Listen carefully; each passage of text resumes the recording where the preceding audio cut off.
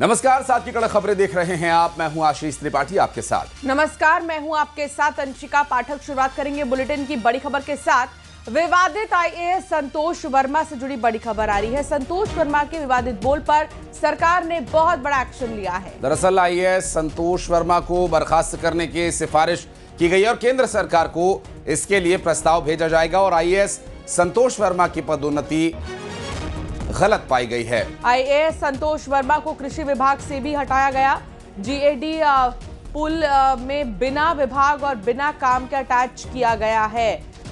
विवादित आईएएस संतोष वर्मा, और विवादित इसलिए क्योंकि लगातार बीते 3 से 4 बार वो ऐसे बयान दे चुके हैं जो कि विवादों में घिर चुके हैं। खुद को ही उन्होंने विवादों में डाल दिया है। लगातार उनका विरोध हो रहा है और आक्रोश भी बहुत ज्यादा जो है ब्राह्मण संगठनों में देखने को मिल रहा है, क्योंकि उनका पहला बयान जो सुनने को मिला था वो था ब्राह्मण बेटियों को लेकर।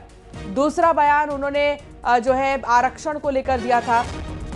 SC ST को लेकर उन्होंने बयान दिया और कहा कि हाईकोर्ट में जज नहीं बन सकते SC ST, भले IAS IPS बन जाए।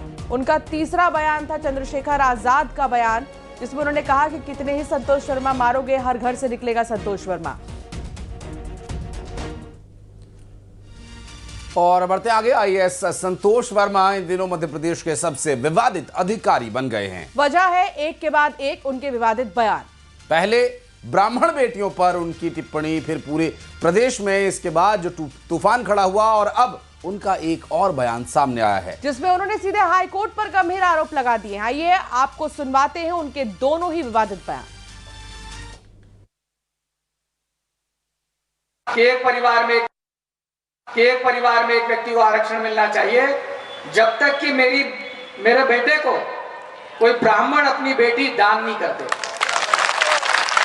या उससे उसका संबंध नहीं बना। आपको पता है अभी जो एग्जाम हुई उसमें हमारे SC ST के लोग सिलेक्ट नहीं हुए, उनको योग्य उम्मीदवार नहीं मिले। लेकिन सिविल जज की ऐसी कौन सी एग्जाम होती है जिसमें हमारा बच्चा 40%, 50% मार्क्स नहीं ला सकता? आपने उसके लिए कट ऑफ मार्क्स रख दिया 50%, और आपने ये तय कर लिया कि हमको इसको 49.95 नंबर देना है, 50 नंबर नहीं देना है।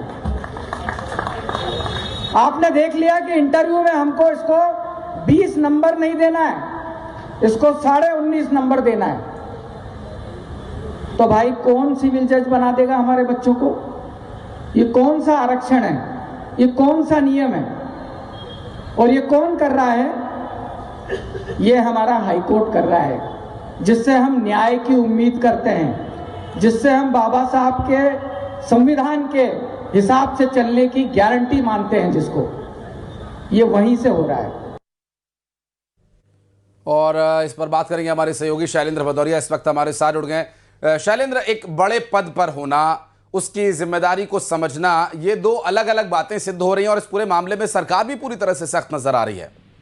बिल्कुल, देखिए निश्चित तौर पर जब उनका आशीष पहला बयान जब सामने आया था, उसके बाद ही मुख्यमंत्री डॉक्टर मोहन यादव की तरफ से एक नोटिस उनको जारी किया गया था और 7 दिन में जवाब मांगा गया था। संभवतः वो जवाब अब गृह विभाग को, मंत्रालय को पहुंच चुका है और यही कारण है कि अब उन पर एक पहली कार्रवाई ये देखने को मिली है कि उनको फिलहाल जो कृषि विभाग था उससे हटाकर उनको बिना विभाग के नहीं, जो उनको गृह विभाग में जो जीएडी मंत्रालय है उसमें उनको पदस्थ किया गया। फिलहाल उनके पास किसी तरह का कोई दायित्व, किसी मंत्रालय की कोई जिम्मेदारी नहीं रहेगी। जिस तरीके से मुख्यमंत्री डॉक्टर मोहन यादव ने साफ कहा है कि कोई भी बना रहे, किसी के बयान इस तरह से स्वीकार नहीं होंगे, खासकर बेटियों को लेकर हो या फिर जिस तरीके से हाईकोर्ट को लेकर जो टिप्पणी की है उसको लेकर जो है कहीं ना कहीं सरकार अब सख्त नजर आ रही है। पदोन्नति में भी अनियमितता की बात सामने आई थी शैलेंद्र, और अब राज्य सरकार के द्वारा जो प्रस्ताव भेजा गया है बर्खास्त किए जाने का, क्या कुछ टेक्निकलिटीज रह सकती हैं आगे?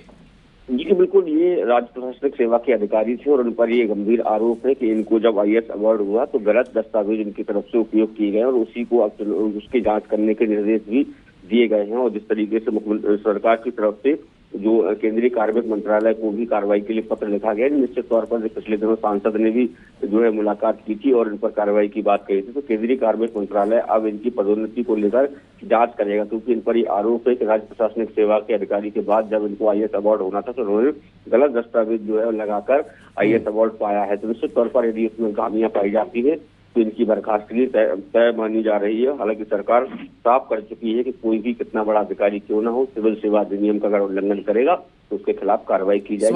स्वाभाविक है, क्योंकि शैलेंद्र ये मामला बहुत गर्मा गया है और निश्चित रूप से यदि आप एक बयान देकर के गलती पर माफी मांग लेते हैं तो एक बार को प्रशासनिक स्तर पर या सरकार के स्तर पर उसे भुलाया जा सकता है। हालांकि लोगों की तरफ से विरोध बराबर देखने को मिल रहा था, लेकिन उसके बाद भी एक के बाद एक बयान चिंता का कारण तो है ही।